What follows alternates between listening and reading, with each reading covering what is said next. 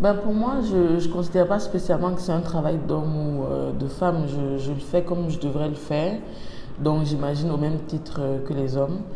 Donc je pense que le premier point, ce serait plutôt de voir que c'est un travail comme un autre et ne pas spécialement penser que c'est un travail qui est dédié seulement aux hommes, mais qui est dédié tout simplement à des personnes qui sont qualifiées. Alors, je n'ai pas spécialement un profil de journaliste, je suis de formation relationniste en fait. Donc j'ai fait sciences politiques et relations internationales et ensuite communication.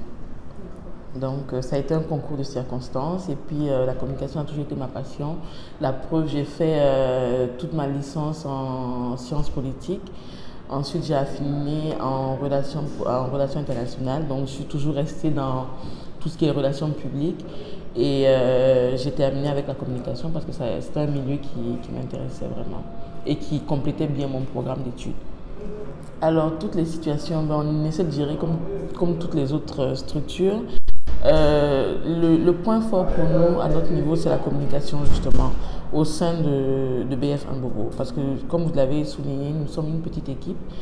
Donc, il n'y a pas de raison qu'on loupe une information si les messages passent au bon moment. Et donc, on a notre journaliste en chef, on a notre directeur marketing.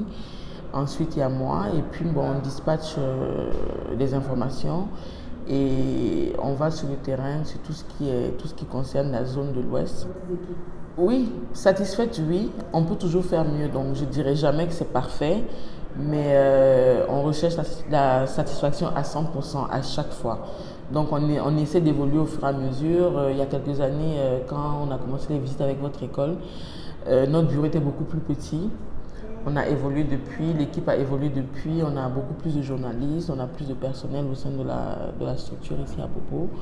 Et on a de plus en plus de clients qui viennent automatiquement vers nous parce qu'ils savent que nous sommes à Bobo.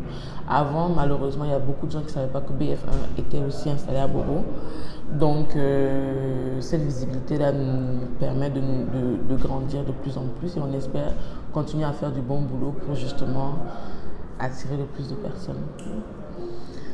Alors, je ne vais pas dévoiler nos projets pour l'instant, mais restez connectés. Restez connectés. Nous avons pas mal de choses qui vont arriver bientôt et qui vont partir de Bobo. Donc, on va essayer de créer quelque chose de nouveau pour la ville de Bobo, pour cette partie-là du pays. Et restez connectés.